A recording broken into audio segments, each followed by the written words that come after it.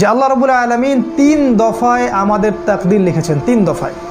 প্রথম দফা হচ্ছে আসমান এবং জমিন। আসমান বলতে আমি বোঝাচ্ছি শুধুমাত্র এই গ্যালাক্সিগুলো নয়, 7টা আসমানে যত কোটি কোটি গ্যালাক্সিস আছে, সমস্ত গ্যালাক্সিস, আসমান এবং জমিন সৃষ্টির 50,000 বছর পূর্বেই আল্লাহ রাব্বুল আলামিন লাউহে মাহফুজ সৃষ্টি করেছেন এবং কলম সৃষ্টি করেছেন এবং কলমকে বলেছেন উকতুব।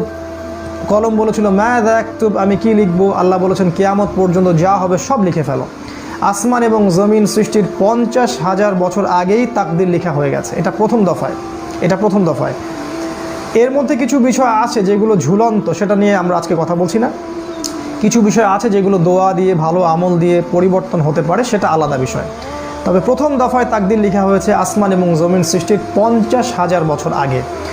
দ্বিতীয় দফায় তাকদীর লেখা হয়েছে প্রত্যেক আদম সন্তান যখন মায়ের গর্ভে থাকে, যখন তার বয়স হয় 4 মাস 10 দিন বা 120 দিন বা 4 মাস, যখন তার ভ্রূণের বয়স হয় এবং সেটা আলাকা থেকে মুদগা এবং একটা শেপের মধ্যে চলে আসে, আল্লাহ রাব্বুল আলামিনের পক্ষ থেকে ফেরেশতা আসেন, রূহ নিয়ে আসেন এবং সেটাকে ফুঁকে দেন।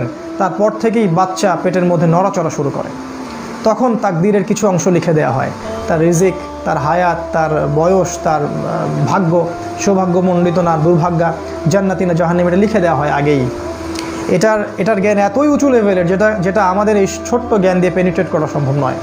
রাসূল সাল্লাল্লাহু আলাইহি ওয়াসাল্লাম এটাও বলেছেন, একজন ব্যক্তি আমল করতে থাকে, এত ভালো আমল করতে থাকে যে মনে হয় সে জান্নাতে চলে যাবে, তার এবং জান্নাতের মাঝে 1 বিঘত জায়গা ফাঁকা থাকে, কিন্তু তার তাকদীরের লিখন তার উপরে বিজয়ী হয় এবং সে জাহান্নামীদের মতো কাজ করা শুরু করে দেয় এবং শেষমেশ সে জাহান্নামে পতিত হয়। আবার কোনো ব্যক্তি জাহান্নামীদের মতো কাজ করতে থাকে, করতে মনে হয় যে তার এবং জাহান্নামের মাঝখানে 1 বিঘত জায়গা ফাঁকা আছে, কিন্তু তাকদীরের লিখা তার উপর বিজয়ী হয় এবং সে আবার ভালো কাজ করতে থাকে। এক পর্যায়ে আল্লাহ পাক তাকে জান্নাতে প্রবেশ করেন। এই বিষয়ের জ্ঞানটা এতটাই উঁচু লেভেলের যেটা আমাদের ক্ষুদ্র জ্ঞান দিয়ে বোঝা সম্ভব নয়। তাই এটা আমরা আল্লাহর উপর ছেড়ে দিব এবং আল্লাহ পাক যেন আমাদের প্রত্যেকের তাকদীর ভালো রাখেন, এই দোয়া করব এবং সেই অনুযায়ী আমরা কাজ করতে থাকব।